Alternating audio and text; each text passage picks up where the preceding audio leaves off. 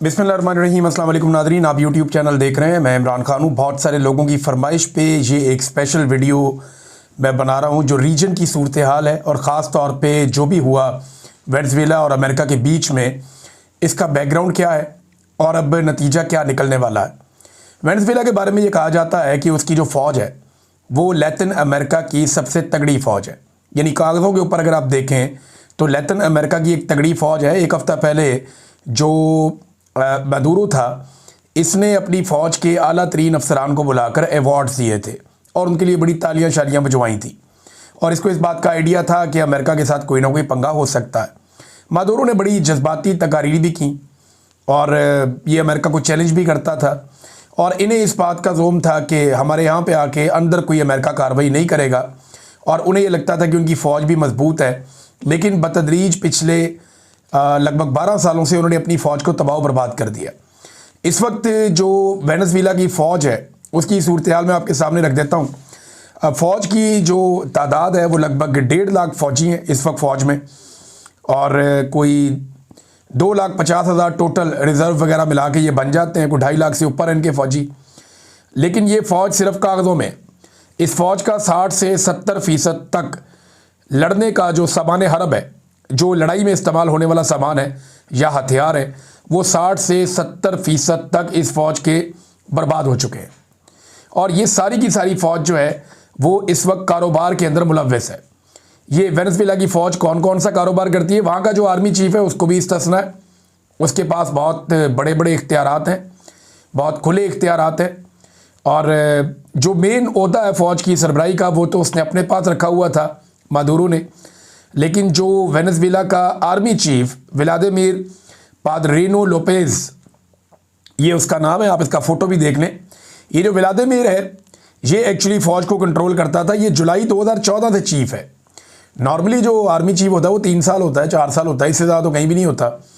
लेकिन यहाँ पे जो व्लादिमीर पाद्रिनो लोपेज़ है ये जुलाई 2014 से फ़ौज की कमांड संभाले हुए है और ये पूरी आर्मी को कंट्रोल कर रहा है। यानी इसको भी एक्सटेंशनें मिल रही हैं और इसने भी जो फ़ौज है वेनेज़ुएला की उसको मुकम्मल तौर पे हुगो चावेज़ के बाद तबाह बर्बाद कर दिया।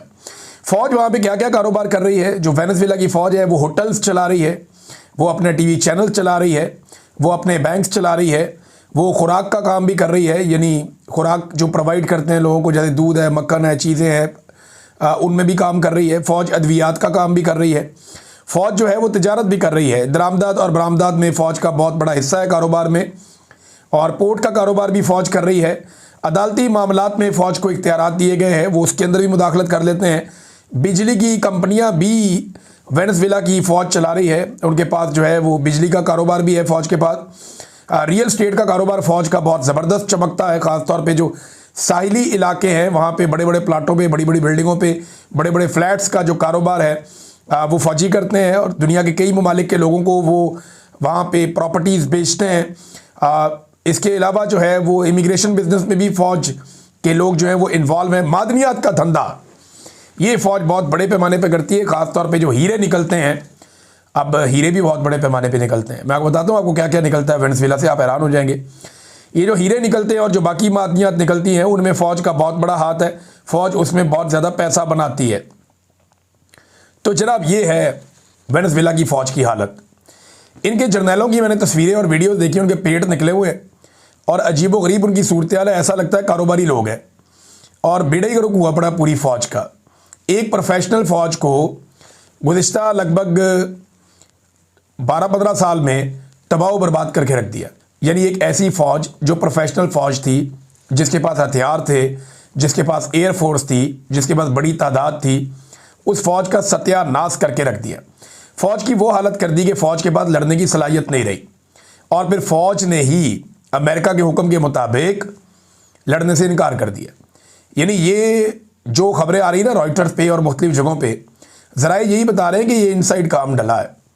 फ़ौज ने अमेरिका के साथ लड़ाई की नहीं। आप देखें ना, किसी मुल्क का सदर ही उठा के ले जाए दूसरा मुल्क और वो मुल्क चुप करके बैठा रहे और उसका फ़ौजी ये कह रहा हो चलो कोई बात नहीं, और फ़ौज वहाँ पे अदालत को कहे और अदालत कहे नायब सदर को कि चलो तुम सदर बन जाओ, और वो नायब सदर जो खातून है वो हलफ भी उठा लें, तो आप अंदाज़ा करें ना कि ये फ़ौज के लिए डूब मरने का मुकाम है।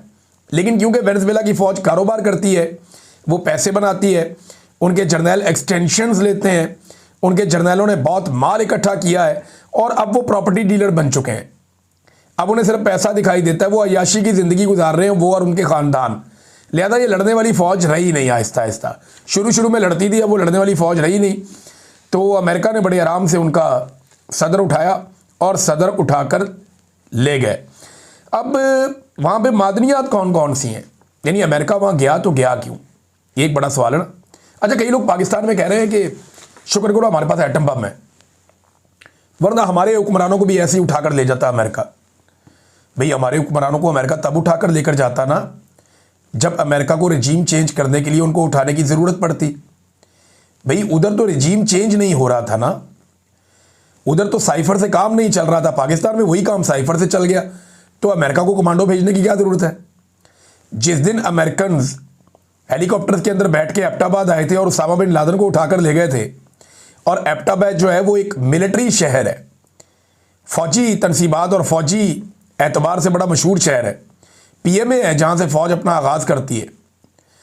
तो जहाँ पे एक मिलिट्री वाला शहर है एबटाबाद, वहाँ पे अमेरिकन आ जाते हैं इतने सारे शहर क्रॉस करते हुए, और बड़े आराम से वहाँ से उसामा बिन लादेन को उठाते हैं और लेकर चले जाते हैं। एटम बम तो पाकिस्तान के पास उस वक्त भी था, तो पाकिस्तान ने तब क्यों नहीं चलाया। तो ये जो कहानियाँ सुना रहे ना, शुक्र करो पाकिस्तान के पास एटम बम है, शुक्र करो पाकिस्तान के ऊपर ये नहीं होता, हमारे हुक्मरान उठा के नहीं ले जाते, वो ऐसे नहीं होता।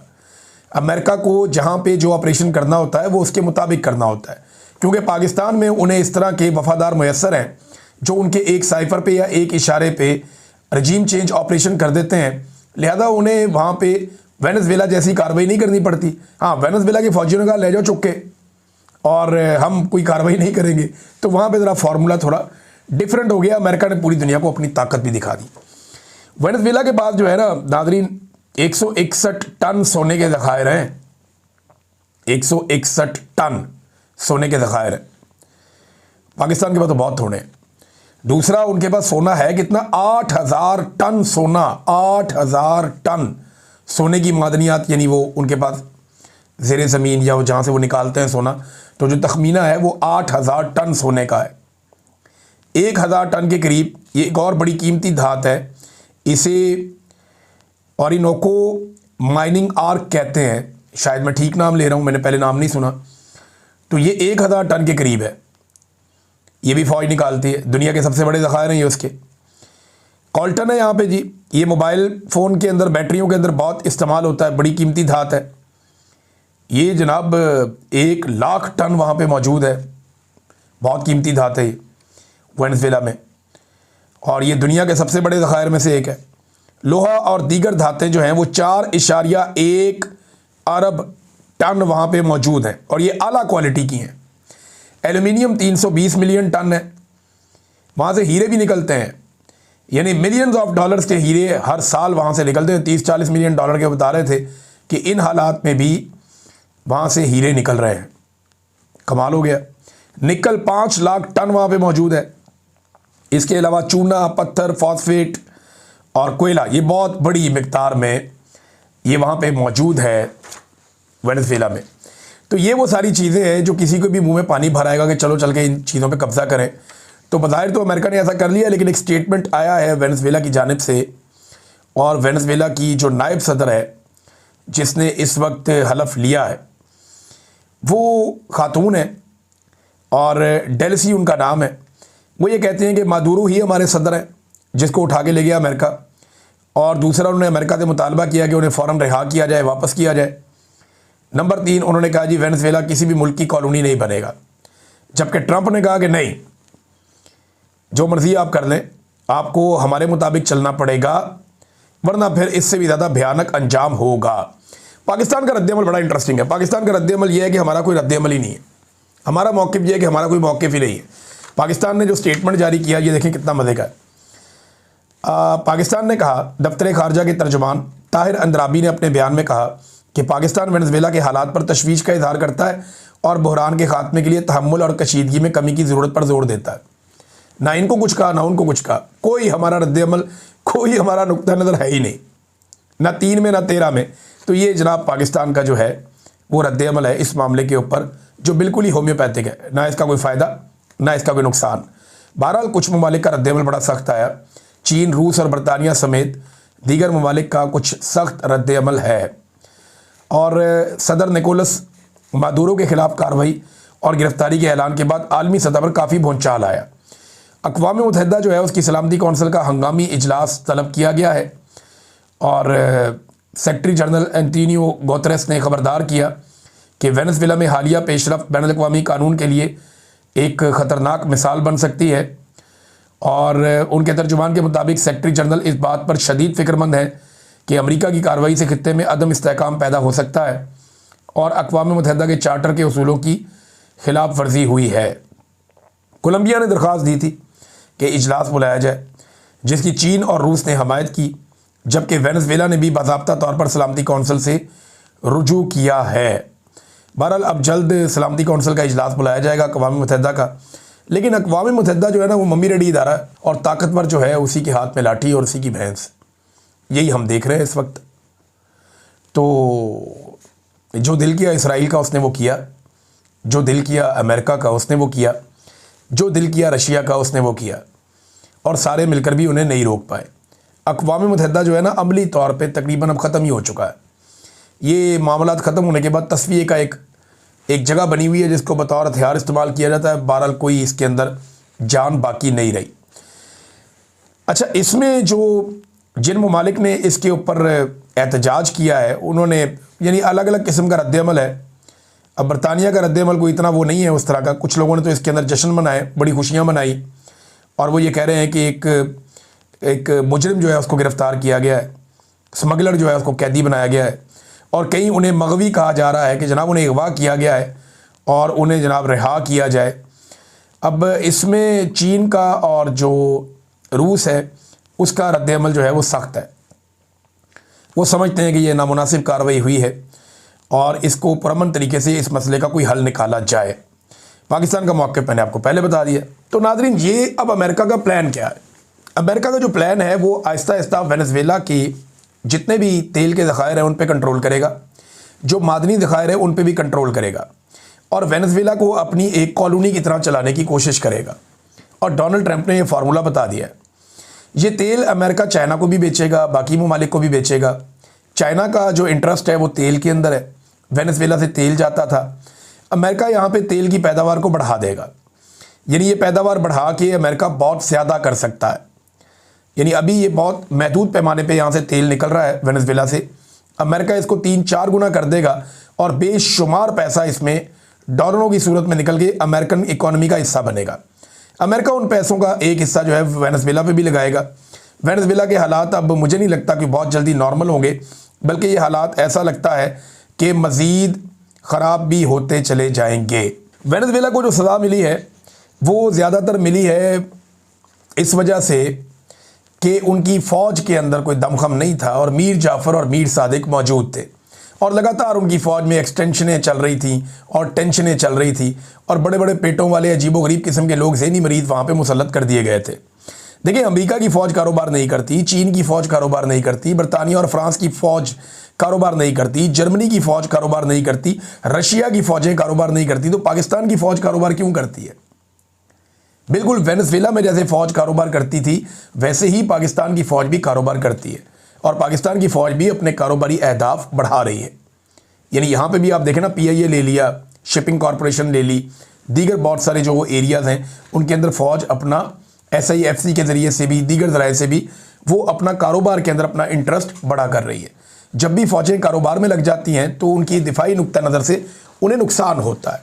ये एक आलमी सतह पे लिखी पड़ी बात है। अगर किसी को आज समझ नहीं आ रही तो 10 साल बाद समझ आ जाएगी। इसको आप एक और नज़र से भी देखें। अमेरिका ने वेनेज़ुएला पे अगर कंट्रोल पूरा कर लिया तो अमेरिका इस पूरे रीजन की जो तेल की ज़रूरियात हैं उन्हें अपने कंट्रोल में ले लेगा। यानी यूरोप की ज़रूरियात, चाइना की ज़रूरियात, दीगर ममालिक की ज़रूरियात, वो सारी पूरी हो सकती हैं अगर अमेरिका ने पूरी तरह से वेनेज़ुएला के वसाइल पे कब्ज़ा कर लिया, जो अब दिखाई दे रहा है। तो उसके बाद जो मिडल ईस्ट है उसका क्या बनेगा?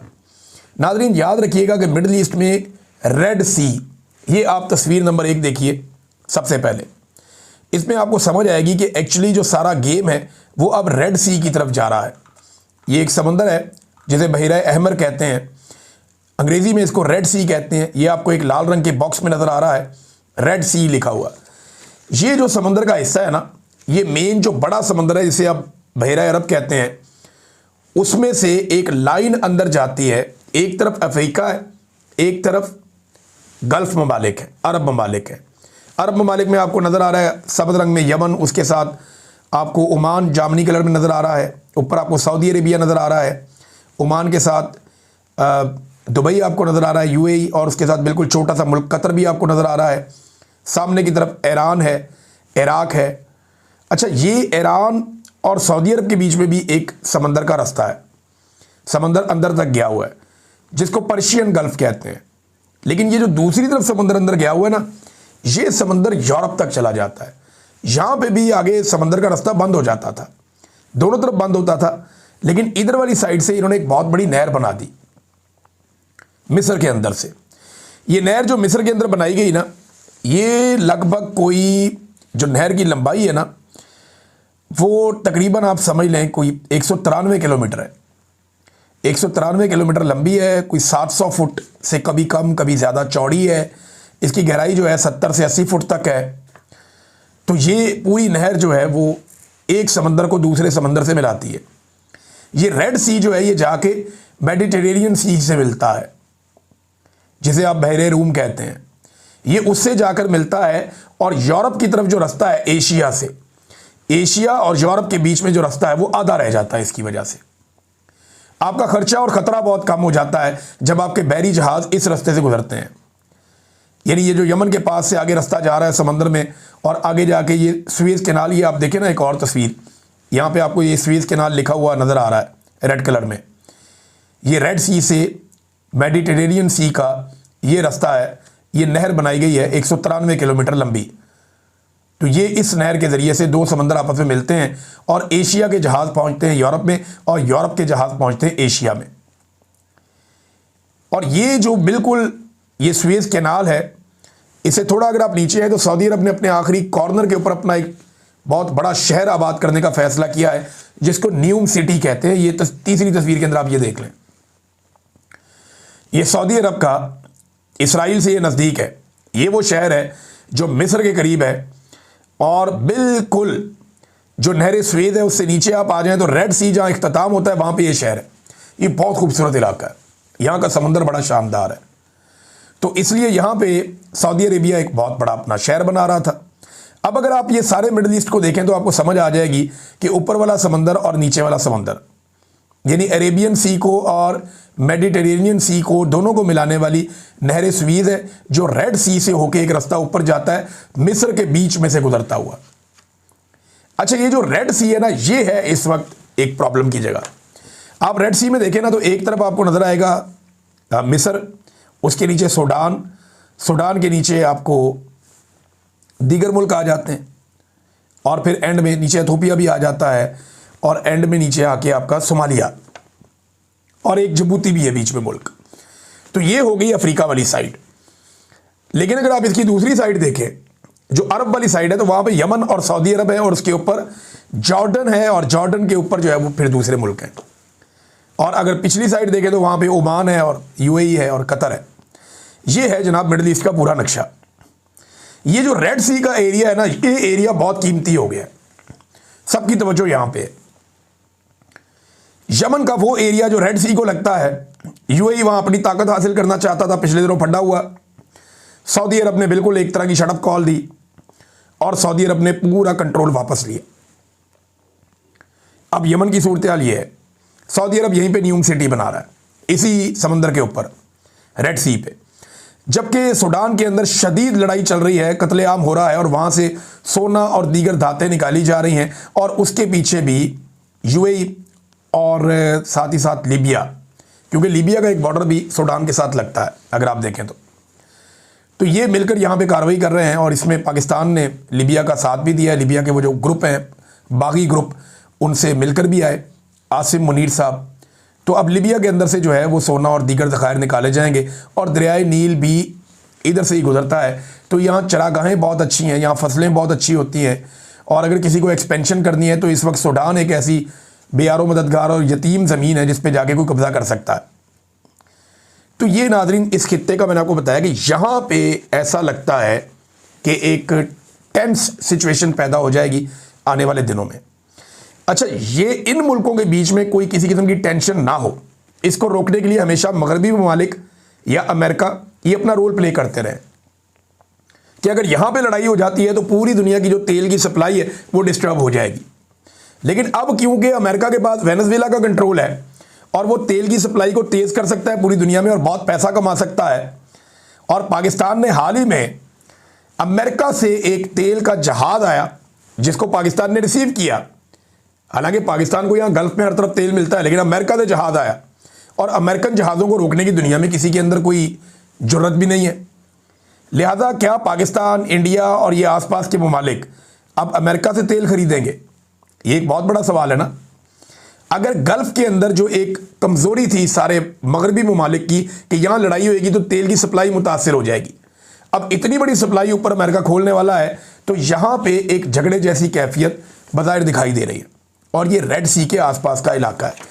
तो नाज़रीन ये है सिचुएशन जो मैंने आपके सामने रखी। तो जब आपकी फ़ौज सियासत में होती है ना और कारोबार में होती है तो आपके मुल्क का यही हाल होता है। बदकिस्मती से आज अभी हमारा उतना नुकसान नहीं हुआ, लेकिन जिस तरफ हम बढ़ रहे हैं उस तरफ नुकसान है। पाकिस्तान को ये बात समझनी चाहिए। नाज़रीन और भी खबरें हैं लेकिन वो फिर मिक्स हो जाएंगी, अगले वीलॉग में आपको देंगे। अब तक के लिए इतने ही। अपना ख्याल रखिएगा, अपने इस चैनल का भी। अल्लाह हाफ़िज़।